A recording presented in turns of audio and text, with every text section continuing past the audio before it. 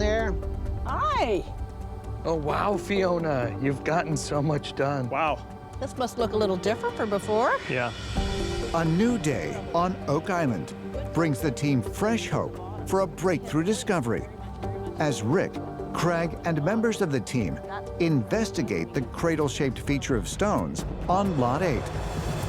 I can't wait to show you how this is progressing and what I'm seeing in here. It's been changing as I've gone along. Oh, yeah. So once we removed that third layer of rocks, we came across this substance which was like mortar, like a cement-like material. So it makes me feel like they did this in a way that they wanted these rocks to stay in place for some reason. And what I've discovered this morning as I've been digging around this particular area here, as I've been removing the rocks, they were extremely hard to get out, but I've got enough of the smaller rocks out now that I think that maybe you should see if you could get that moved. I have gloves on. You want me to give it a try? I think you guys, any of you would be welcome. You'll notice there's still some of what I call these pinner rocks holding this in place. Yeah, I'm gonna try to just step right down so I don't move anything, hopefully. Oh, it's pretty sturdy. All right. Oh yeah, that's it, that's true. After revealing this formation beneath a 40,000-pound boulder, the team has discovered hand-worked blue clay and a mortar-like cement, which were used to seal the stones together. Got it. Did you get it? Yep. No problem. Oh, I'm amazed. That's no problem. Okay, where do you want me to throw this? Over there? How about right here? That's fine for now. Okay. I'm actually keeping all of these rocks because I just want to get an idea of how many we've taken out in total. It does look like there's some dark organic underneath it there. The mortar-like material was done very well, and we had 3 types of it. We found a very, very fine one, which is down here, and if I were to put it on my trowel, you can see how fine it is, a very fine powder material, which is actually similar to what you're seeing on the outskirts of this, and we've taken samples to see if we can compare them. Then we had a very blue-like clay sample, if you can kind of see some of it in here. But this blue-gray clay had some very similarities, according to Dr. Spooner, to what we think the puddling clay is at the Money Pit. So we've taken samples to compare against the clay that we found at the Money Pit, just in case it matches. And then you have this third mortar material, which is what you see at this north end, very cement-like. What I'm wondering is if any of those have materials that are not from here, you know, sourced from somewhere else, then it's proof positive that it's deliberate. This could be a tunnel shaft entrance. Maybe it's just right under here. Yeah, well, it definitely goes deeper. The plan is to do a bisection on this left side here. We'll take it right down, look at exactly how they constructed it. And I think as we're removing these rocks, I would like to get samples of the soil underneath. Okie doke. We'll let you get after it. Great job. Thank you, Fiona. Thanks, guys. Meanwhile, I'm ready to find something in this feature that's going to tell us something truly significant about it. I can get behind that. Laird Niven and other members of the team are back on Lot 5, investigating the rounded stone foundation. After I get this bucket filled, maybe I'll do a little bit more closer. I hope we find more artifacts. After the scientific report on the mysterious lead artifact, the team is eager to search for additional clues. Obviously, humans created this, but why is it here? What's its purpose?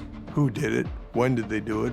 You see it as it sits in front of you and all the work that's been done by Laird and his team. But because of multi-generational activities, we still struggle with who was here first. Oh, I found something. Hey, Laird. Yo. I've got something here. Cool. It's metal. Oh, it's got a little pattern to it.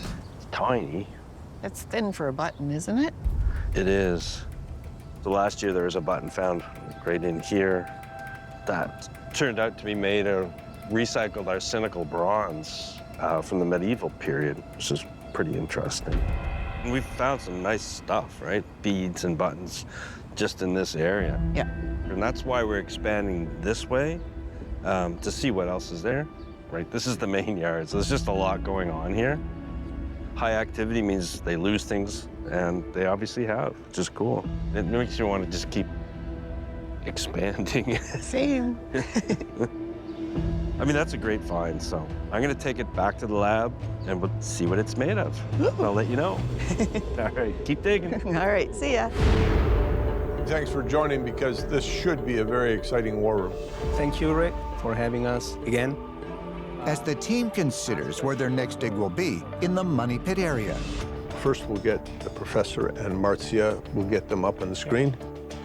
They are meeting once again via video conference with archaeoastronomy expert Professor Adriano Gaspani and his interpreter, Marcia Sebastiani. And Emiliano, I'll turn it over to you. Well, today we are going to present an archaeoastronomical analysis of the churches that Charlotte Wheatley found to be aligned with Oak Island. So we have 3 churches, all on the west coast of France, pointing towards the island. 1 week ago, researcher Charlotte Wheatley pointed out a reference to the city of Tamon-sur-Gironde in southern France on Zena Halpern's map of Oak Island, which Zena believed was created by members of the Knights Templar in the 14th century. According to Charlotte, 3 medieval churches near Tamon-sur-Gironde had ties to the Templar order and sit on an east to west line that points directly toward Oak Island. Now, after being given the GPS coordinates of several structures across the island, including the round feature on Lot 5, Professor Gaspani has analyzed Charlotte's research. Sono necessarie misure molto precise. And compared it with his own study of historical stellar alignments between the churches and specific features on the island. Controllato. E certo, ho fatto tutti I calcoli ed effettivamente gli atti delle 3 chiese, seppur allungati, si allineano. It is true. All the axes of the 3 churches would intersect with Oak Island. Excellent confirmation. Allora, la cosa divertente è che l'8-5, questa pura morte degli allineamenti stellari.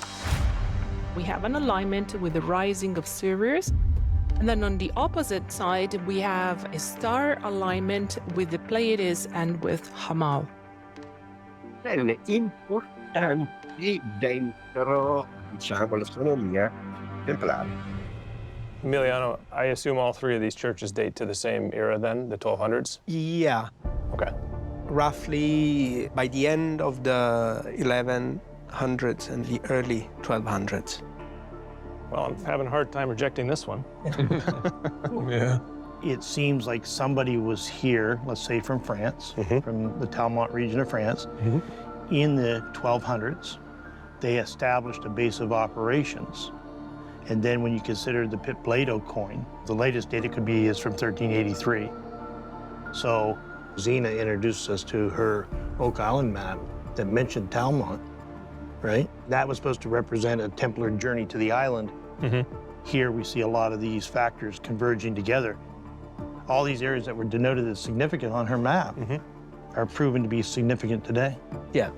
This could well be a multi-generational endeavor because they established their base of operations and then moved something of great value over time. Yeah. Could Doug and Steve be correct that this new research has helped to validate Zena Halpern's map of Oak Island, as well as her belief that the Templar Order and their descendants made repeated trips to Oak Island beginning nearly 8 centuries ago? The 1200s years ago would have been, we'd have laughed at it. And that's quite meaningful because now there's a body of evidence building that it perhaps is the point of beginning of some endeavor here on the island to do something. So again, we want to thank you both for your time today. It's quite stunning information. I think it's amazing. Thank you. Thank you. And we need to use everything we have in our toolbox, if you will, to prove it.